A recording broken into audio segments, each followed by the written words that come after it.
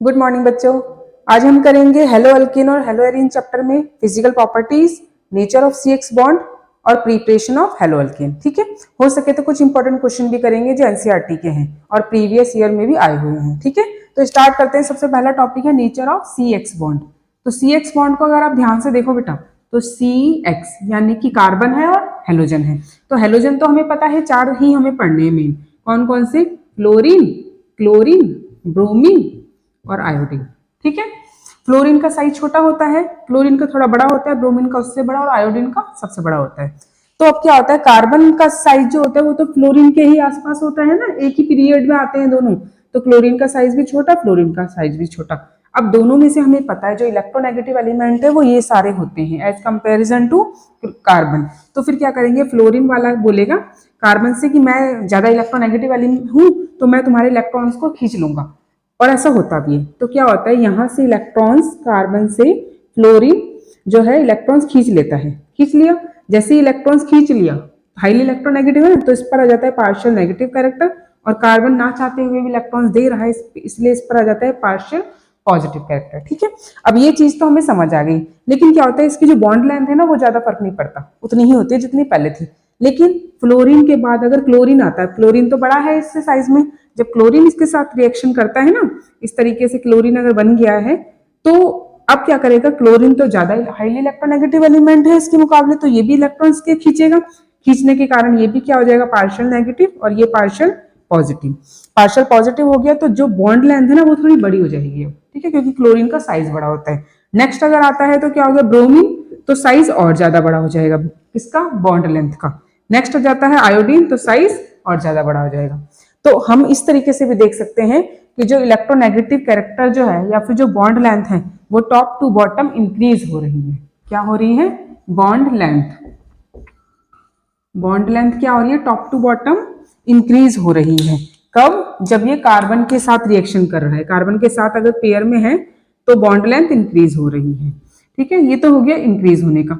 Next आता है, अगर बॉन्ड लेंथ इंक्रीज हो रही है और अगर हमें ये बॉन्ड लेंथ लंबी हो गई, हमें इसे तोड़ना है। जब हम इसे तोड़ेंगे तो किसको कितनी एनर्जी देनी पड़ेगी, तो हम लोगों को ये बात पता है ना, जितना छोटा साइज होता है उतना ज्यादा एनर्जी देनी होती है। ठीक है, उतना स्ट्रांगली बाइंड होता है।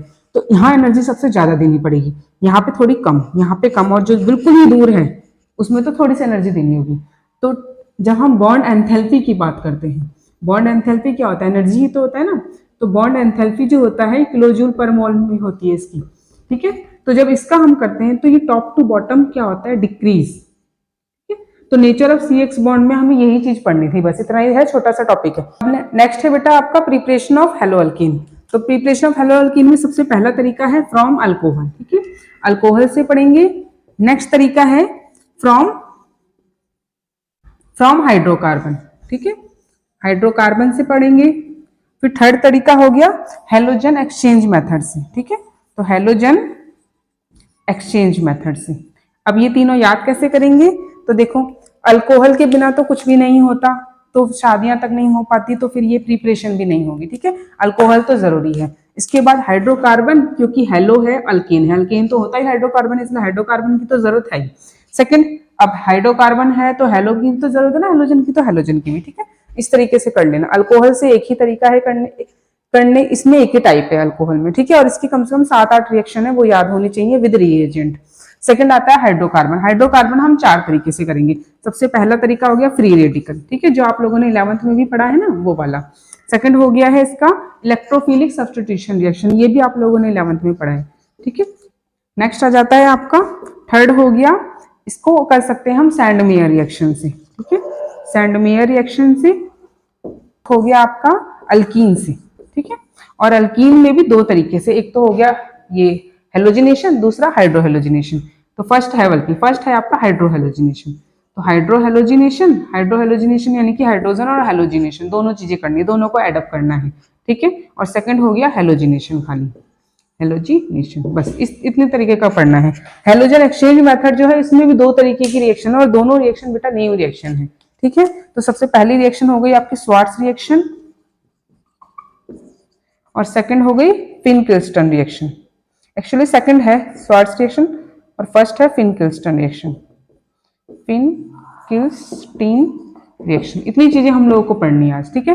तो अब नेक्स्ट है बेटा preparation of hello alkane from alcohol. जैसा कि मैंने कहा था अल्कोहल के बिना तो रिएक्शन होते नहीं है, ठीक है, तो अल्कोहल के साथ होंगे। ये 6 रिएक्शन है, आप लोगों को याद होने चाहिए। तो सबसे पहली रिएक्शन क्या है, ROH, एक ये अल्कोहल हो गया, इसके साथ HX ले रहे हैं। HX को आप बोल सकते हो हेलो एसिड, ठीक है। और ये जो X है ना, इसकी जगह पे 2 हो सकते हैं। बेसिकली 2 कौन कौन से होंगे, या तो क्लोरीन हो सकता है या फिर ब्रोमीन हो सकता है, ठीक है। अब देखो ध्यान से, जो हेलोजन है वो 4 ही पढ़ने हैं हमें, फ्लोरीन, क्लोरीन, ब्रोमीन और आयोडीन। तो आयोडीन का तो साइज बड़ा होता है, ये बहुत कम रिएक्शन करता है। फ्लोरीन का साइज छोटा होता है, ये भी बहुत कम रिएक्शन करता है, ऊपर से एक्सोथर्मिक करता है। तो बचे कौन से, ये दोनों। तो ज्यादातर रिएक्शन जब आप करोगे ना, आपको क्लोरो और ब्रोमो ही मिलेगा, ठीक है। और हो सकता है दोनों एक साथ भी मिले, तो कुछ भी लगा दो, रिएक्शन पॉसिबल होगा। तो इसमें हम X की जगह पे क्लोरीन भी ले सकते हैं, ब्रोमीन भी ले सकते हैं। साथ में ZnHCl। तो ये जो होता है ना बेटा, इसे कहते हैं ल्यूकस रिएजेंट। क्या कहते हैं, ल्यूकस रिएजेंट। अब इसकी प्रेजेंस में क्या होता है, जो हम बनाना चाहते हैं हमें वही बन जाएगा, R और X। तो बन गया हमारा RX। RX क्या हो गया, एक हेलो अल्कीन हो गया। और जो बची हुई चीज़ है ना, वो इसके साथ एडअप हो जाएंगी। क्या क्या बचा है, यहाँ से OH, यहाँ से H, क्योंकि ये एक एसिड, और एसिड का काम क्या होता है, H+ को रिलीज करना। जो भी एसिड होगा वो सबसे पहले H+ रिलीज करता है। यहाँ से H+ रिलीज करा OH, तो प्लस में वाटर निकल जाएगा, ठीक है, ये कंपाउंड मिल जाएगा। नेक्स्ट है, अगेन हमने ROH लिया है, साथ में NaBr लिया है और H2SO4 लिया। ये भी तो एसिड है ना, ये भी H+ रिलीज करेगा। और हमें बनाना क्या है, हेलो अल्कीन। तो ये हो गया हेलो, यहाँ ये हो गया अल्कीन और ये हो गया हेलो। तो RBr, RBr दोनों एक साथ लगा दो, ठीक है। बची हुई चीजों को लास्ट में डाल दो। क्या क्या बचा, यहाँ से H+ तो रिलीज होगा, तो वाटर साथ में निकलेगा, वाटर। और जो बची हुई चीजें कैसे, देखो OH भी हट गया, H भी हट गया, बचा क्या, NaHSO4। तो यही ऐड कर दो, NaHSO4, ठीक है। तो NaHSO4 ये क्या होता है, सोडियम हाइड्रोजन सल्फेट, ठीक है। ये होता है बेटा, ये तो एक क्या करता है, ये ब्लीचिंग एजेंट की तरह काम करता है, ठीक है। दूसरा जो स्विमिंग पूल में वाटर होता है ना, उसका पीएच को लो करने का भी काम करता है। क्या, कौन, सोडियम हाइड्रोजन सल्फेट, ठीक है। अब नेक्स्ट आ जाता है ROH। तो बेटा ध्यान से देखो, ये 3 है, हमने बैलेंस करने के लिए 3 लिया है ना, तो और यहाँ पे PX3 है। तो ये क्या हो गया, फॉस्फोरस ट्राईहैलाइड। हैलाइड इसमें क्या हो सकता है, हैलाइड है तो क्लोरीन भी हो सकता है और ब्रोमीन भी हो सकता है, ठीक है। अब ये भी 3 है, ये भी 3 है, तो R3 इस तरीके से बनेगा, 3R और X, ये सेम हो गया। उसके बाद जो बची हुई है वो एडअप कर दो। क्या क्या बचा है, OH 3 बचे हैं और P अकेला बचा है। तो इस तरीके से कर दो, पहले कर दो H तो 3 है ना, तो H3, P अकेला है P, उसके बाद O जो है वो भी 3 है, तो O3, ठीक है। ये भी क्या है बेटा, ये हो गया आपका हाइपोफॉस्फोरस एसिड, ठीक है। अब इस हाइपोफॉस्फोरस एसिड, इसका भी काम क्या होता है, ये फैब्रिक वगैरह में काम आता है, या पॉलीमर चैप्टर है आपके 12th में, 2-3 सालों से डिलीट हो रहा है वो चैप्टर। उसमें PVC होता था, पॉलीविनाइल क्लोराइड, उसकी प्रिपरेशन में भी ये मदद किया करता था, ठीक है। नेक्स्ट आता है आपका ROH PCl5 के साथ। तो ये तो सीधे सीधे क्लोरीन लिया है, इसमें ब्रोमीन नहीं लेना, ठीक है। ऐसे ही इसमें ब्रोमीन लिया है तो इसमें क्लोरीन मत लेना। इसका रिएक्शन करेंगे तो किस तरीके से बनेगा, RCl, एक हो गया आपका RCl बन गया। साथ जब इन्हें ऐड करोगे तो क्या बनेगा, यहाँ से HCl, एक Cl तो यहाँ पे यूज हो गया ना, एक Cl यहाँ पे हो जाएगा HCl, और साथ में जो बची हुई है वो लिख दो POCl3, तो POCl3, ठीक है। चेक कर लेना बैलेंस होगा। नेक्स्ट आता है ROH। अब देखो क्या हुआ इसमें, ध्यान से देखो बेटा। सबसे पहले तो पहले रिएक्शन में क्या हुआ, क्लोरीन ब्रोमीन दोनों है, दोनों भाई भाई है ना। ये सबसे छोटा भाई फ्लोरीन है, सबसे बड़ा भाई आयोडीन है, ये दोनों छोटे छोटे हैं, तो दोनों आए। उसके बाद बड़े भाई की बारी आई, फिर दोनों साथ में आए, फिर छोटे भाई की बारी आई। अब क्या हुआ, ये जब रेड फॉस्फोरस आया ना, तो ये थोड़ा डेंजर है। अब ये डेंजर है ना, इसको हैंडल करने के लिए क्या होगा, इसमें ब्रोमीन तो आएगा क्योंकि वो बड़ा भाई है, साथ के साथ आयोडीन भी आएगा, ठीक है। तो सिर्फ रेड फॉस्फोरस वाले केस में आयोडीन भी मदद करने के लिए आएगा, और ये इतनी अच्छी मदद करेगा, ये सीधे सीधे RX बना देगा, कोई भी एक्स्ट्रा प्रोडक्ट नहीं बनाएगा, ठीक है। नेक्स्ट आता है ROH का SOCl2 के साथ। तो ये SOCl2 है ना, तो बेटा थोड़ा इंपॉर्टेंट है, इसका नाम हो गया थायोनाइल क्लोराइड, ठीक है। इसको और एक और नाम से बुलाते हैं, उसे कहता है डार्जन डिहेलोजिनेशन, डार्जन डिहेलोजिनेशन भी बोलते हैं। तो डार्सन डिहेलोजिनेशन, डार्जन हेलोजिनेशन, ठीक है, डी नहीं होगा, डार्सन। क्या होता है, ये क्या करेगा, ये ना हमें जो चाहिए वो तो बनाएगा ही बनाएगा। क्या क्या बनाएगा, ये RCl, तो इसने RCl बना दिया यहाँ पे। उसके बाद क्या होगा, जैसे ही RCl बनाया, बचा इसमें क्या क्या बचा, देखो जरा, RCl, तो यहाँ से आएगा HCl, एक HCl बचा, तो यहाँ पे आ गया HCl, और साथ के साथ क्या बचा, SO2, तो SO2। अब क्या होता है, प्रोडक्ट तो सिंपल यही बनाएगा, लेकिन इसको इंडस्ट्री लेवल पे बोला जाता है कि एक अच्छा मेथड है for the preparation of hello alkyne. क्यों ऐसा बोला जाता है, क्योंकि जो ये दोनों गैस है ना, ये दोनों वेपराइज हो जाती है, ये दोनों उड़ जाती हैं, और हमें जो प्रोडक्ट चाहिए वो सीधे सीधे मिल जाता है, कोई एक्स्ट्रा प्रोडक्ट नहीं मिलता। ठीक है, इसलिए ये मेथड थोड़ा इंपॉर्टेंट है। रेड फॉस्फोरस वाला इंपॉर्टेंट आ जाता है, और यहाँ से पहला वाला, पहले वाले में एक और इंपॉर्टेंट जो थियोरेटिकल क्वेश्चन आता है वो आता है कि ये प्राइमरी के लिए तो अवेलेबल है, सेकेंडरी ये सेकेंडरी अल्कोहल के लिए भी हो जाता है, लेकिन टर्शरी के लिए नहीं होता। क्यों? क्योंकि टर्शरी के लिए ल्यूकस रिएजेंट की जरूरत ही नहीं पड़ती। उसमें क्या होता है, टर्शरी में इन दोनों को मिक्स करते हैं, और ऐसे नॉर्मली मिक्स कर दिया ना तो अपने आप ही हमें ये प्रोडक्ट मिल जाता है। ठीक है, तो यहाँ से ये 3 इंपॉर्टेंट क्वेश्चन आते हैं। एक और इंपॉर्टेंट बात आती है कि जब हम रिएक्शन करेंगे हेलो एसिड के साथ, हेलो एसिड कौन कौन से होते हैं, जितने भी एसिड है ना स्ट्रॉन्ग, सारे हेलो होंगे।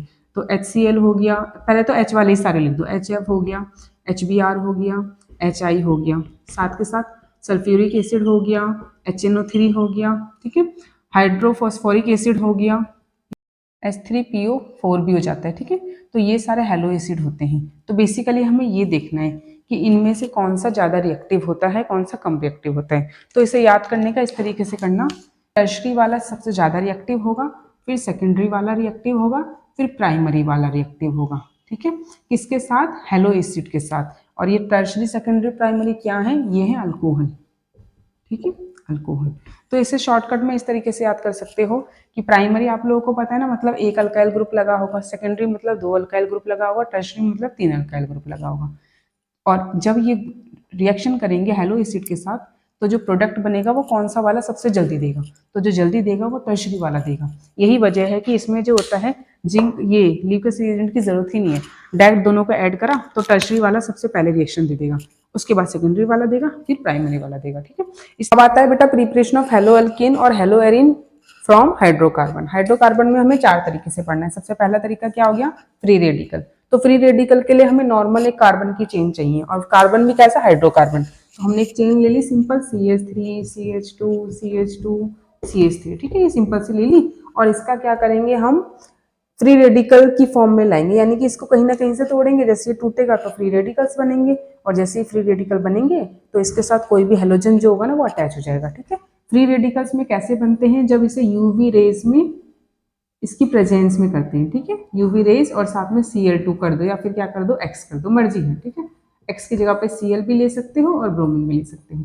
जब ऐसा करेंगे तो क्या होगा, ये Cl जो होगा ना वो इनमें से कहीं से भी यूवी रेज जैसे इनमें जाएगी ना तो ये बॉन्ड टूटेगा, और जिस जगह से टूटेगा ना वहाँ पे क्लोरीन लग जाएगा या ब्रोमीन लग जाएगा। ठीक है, लाइक अगर यहाँ पे लगा है तो इस तरीके से हो जाएगा, CH3 CH2 CH2 CH2 Cl।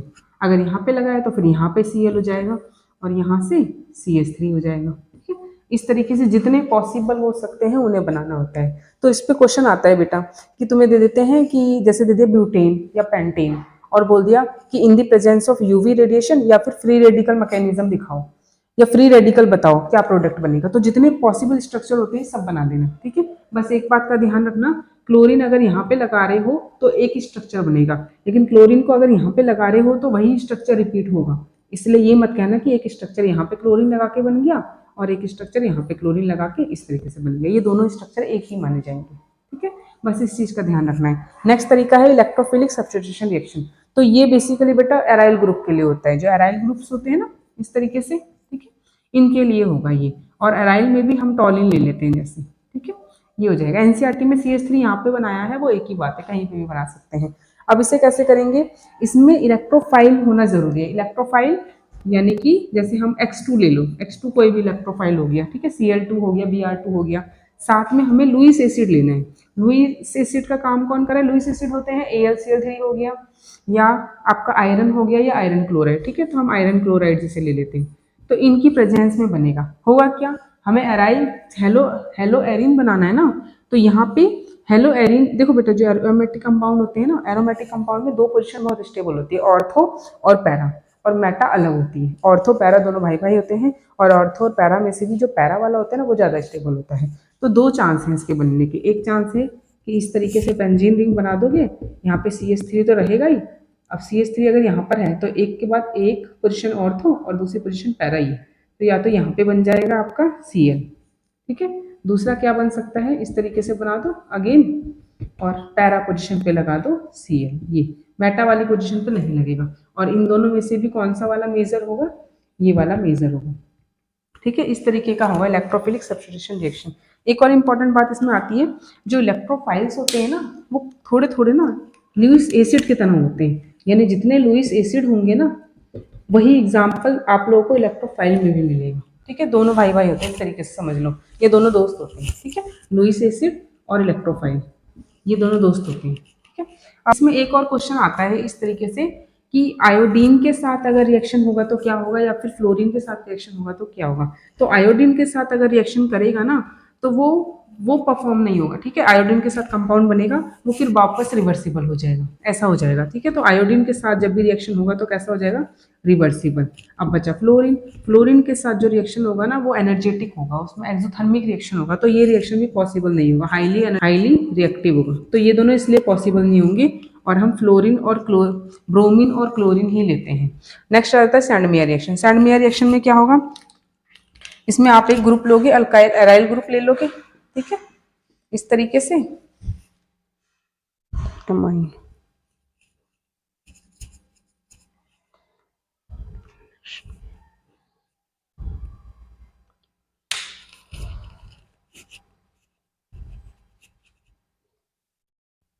Next है आपका सैंडमेयर रिएक्शन। सैंडमेयर रिएक्शन जो होता है वो प्राइमरी एराइल कंपाउंड के लिए होता है, ठीक है, सेकेंडरी टर्शरी के लिए नहीं होता, प्राइमरी के लिए। तो इसमें हमारा एक इंपॉर्टेंट होता है जो हम एमाइन लेते हैं, तो एमाइन ले लो CnH2, ये अमाइन ज़्यादा ज़रूरी होता है, इसी लेते हैं, और इसके साथ प्रेजेंस में हम यूज़ करते हैं हेलो एसिड, ठीक है। तो कैसे करेंगे, एक तो हेलो एसिड ले लेंगे इसमें, ठीक है, HCl ले लो या फिर HBr ले लो, वो आपकी मर्जी, HX भी ले सकते हैं, तो HX भी अगर लेते हो, ये हो गया। और साथ में ले लेते हैं नैनो, तो आप ऐसे सोच लो नैनो कार हो गई, या तो वो लेते हैं, ठीक है, NaNO2, ये ले लेते हैं, NaNO2 सोडियम नाइट्राइल, ठीक है।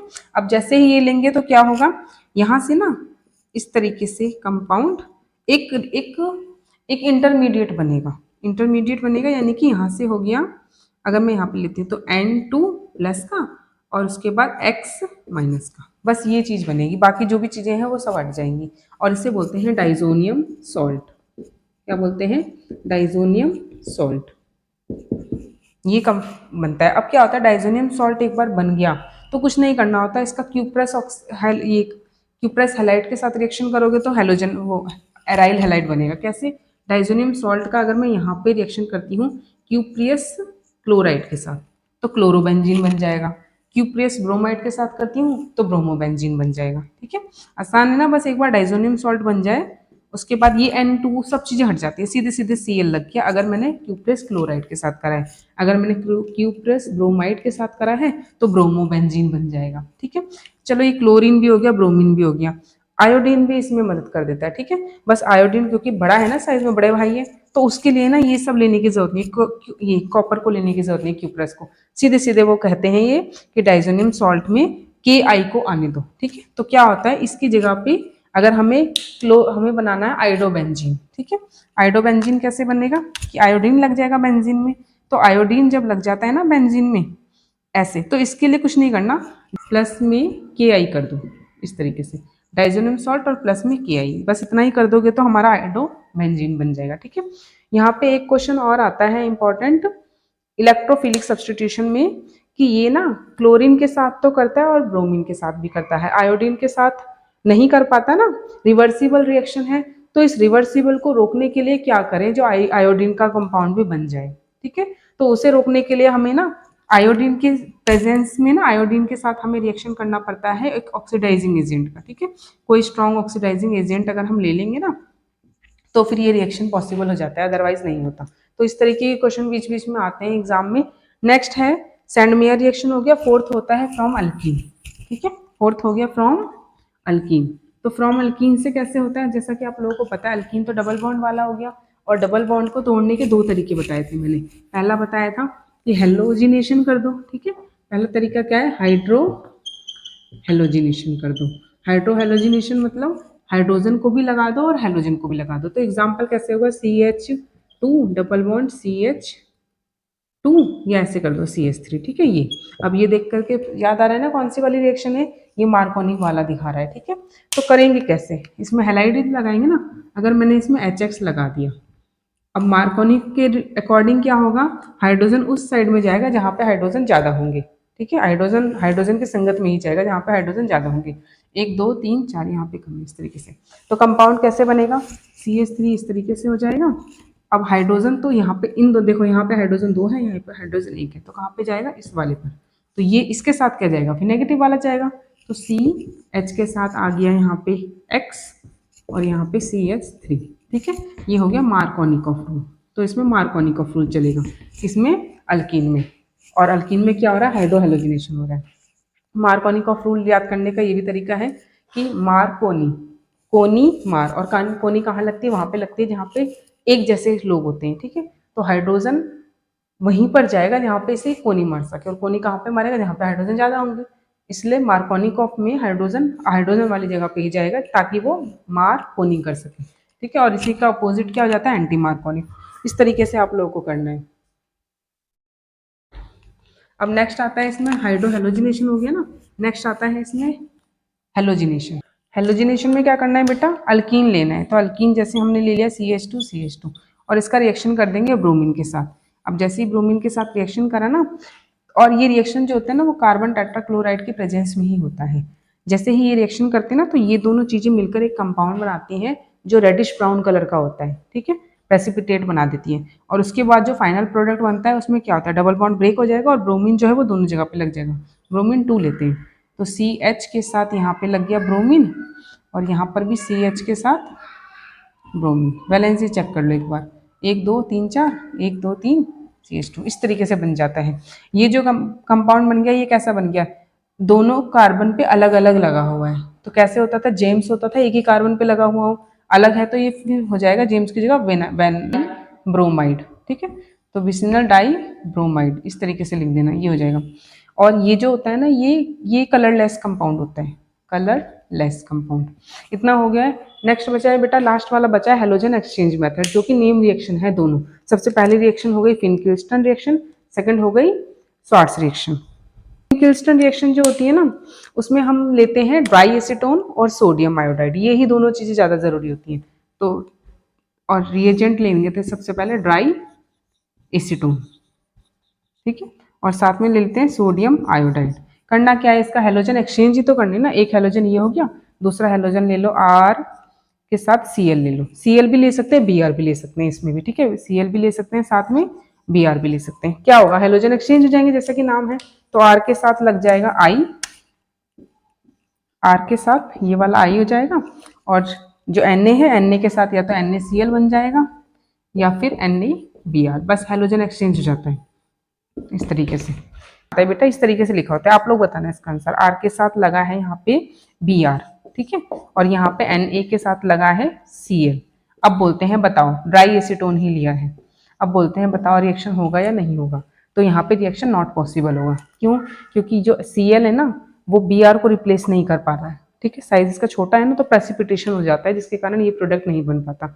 जरूरी है कि यहाँ पे आयोडीन हो और यहाँ पे या तो क्लोरीन हो या ब्रोमीन हो, साइज में छोटा हो, ठीक है। नेक्स्ट आता है स्वार्ट्स रिएक्शन। स्वार्ट्स रिएक्शन आप देखो, इतने जितने हमने रिएक्शन करी है सब में बस क्लोरीन ब्रोमीन, कभी कभी आयोडीन, यही आ रहा था। फ्लोरीन को कोई पूछ ही नहीं रहा, तो इसीलिए इसमें सबसे लास्ट में Swarts reaction specially for fluorine है, ठीक है, फ्लोरो कंपाउंड के लिए है। तो इसमें RF बनता है, ठीक है, फ्लोरीन के लिए है ये। होगा कैसे, अब फ्लोरीन जो होता है वो तो ज्यादा रिएक्टिव होता है, ठीक है, बहुत हाईली रिएक्टिव होता है ना। तो इसके साथ एक ऐसे कंपाउंड को लेना होगा जो कम रिएक्टिव है। और कम रिएक्टिव कौन से होंगे, मेटल हो सकते हैं, वो भी काफी बड़े साइज वाले मेटल जो रिएक्टिव कम हो। तो रिएक्टिव कम मेटल कौन सा, सिल्वर होता है ना, कॉपर सिल्वर वाले सारे होते हैं, तो सिल्वर ले लेते हैं। Ag के साथ F ले लेंगे, ठीक है, मेटेलिक फ्लोराइड बोलते हैं इसे। और साथ में क्या करेंगे, जो पहले की तरह लिया था वही ले लेंगे, RCl। और क्योंकि हेलोजन तो एक्सचेंज हो गई, तो यहाँ पे हेलोजन एक्सचेंज होगा तो क्या बनेगा, आर के साथ ऐसा करो बी आर ले लो, ठीक है। क्या बना, आर के साथ एफ बन गया, हेलोजन एक्सचेंज जैसा हम चाह रहे थे, और साथ में AgBr इस तरीके से बन जाएगा, ठीक है। तो ये रिएक्शन हो गई आपके स्वार्ट्ज रिएक्शन। इतना हो गया है बेटा, एक बार रिवीजन के लिए वीडियो दोबारा देख लेना, ठीक है। और नेक्स्ट क्लास में हम करेंगे फिजिकल प्रॉपर्टीज और chemical properties of haloalkane, ठीक है।